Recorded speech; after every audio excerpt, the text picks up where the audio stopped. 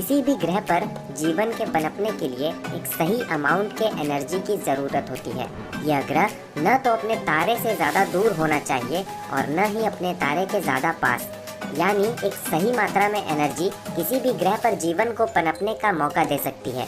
जीवन के लिए दूसरा ज़रूरी इंग्रेडिएंट है हैवी एलिमेंट्स जैसे कि ऑक्सीजन, कार्बन और सल्फर। किसी भी ग्रह पर जीवन को संभव बनाने के लिए आपको कुछ ज़रूरी केमिकल एलिमेंट्स की ज़रूरत होगी। अगर ये केमिकल एलिमेंट्स सही तरीके से एक दूसरे से इंटरेक्ट करते हैं तो ये लाइफ के लिए ज़रूरी मॉलिक्यूल्स की उत्पत्ति कर सकते हैं। और तीसरा ज़रूरी इंग्रेडिएंट है लिक्विड वाटर।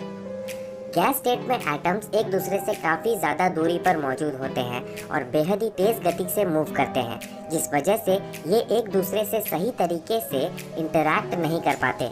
वहीं सॉलिड स्टेट में एटम्स फिक्स होते हैं और मूव नहीं करते, जिस वजह से ये किसी तरह के मॉलिक्यूल्स को नहीं बना सकते।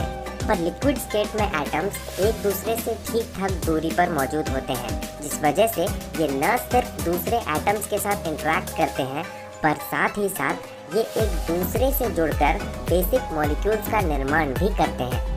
लिक्विड वाटर जीवन के पनपने के लिए सबसे आइडियल जगह माना जाता है, जहां एटम्स एक दूसरे के साथ इंटरैक्ट कर बेसिक मॉलिक्यूल्स का निर्माण कर सकते हैं और फिर ये मॉलिक्यूल्स एक दूसरे के साथ इंटरैक्ट कर जीवन के लिए ज़रूरी कॉम्प्लेक्स चेन का निर्माण कर सकते हैं।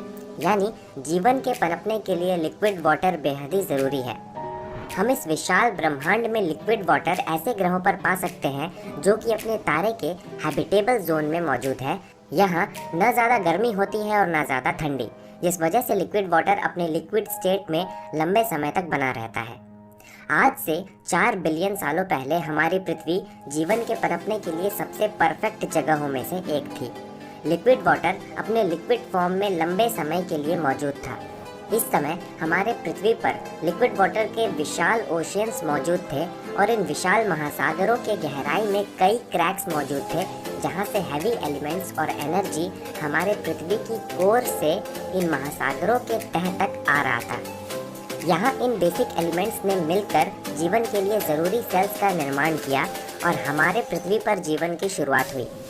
धीरे धीरे इस बेसिक केमिस्ट्री ने इवोल्यूशन का रूप लिया, जिसने कई बिलियन सालों के दौरान अपने आप को इवॉल्व किया और आज का रूप लिया। असल में पृथ्वी पर जीवन की उत्पत्ति कैसे हुई यह अभी भी एक रहस्य है, पर वैज्ञानिकों के अनुसार किसी भी जगह पर जीवन की उत्पत्ति के लिए इन्हीं 3 बेसिक इंग्रेडिएंट्स की ज़रूरत होती है, जो है एनर्जी, ऑर्गेनिक मॉलिक्यूल और लिक्विड वाटर।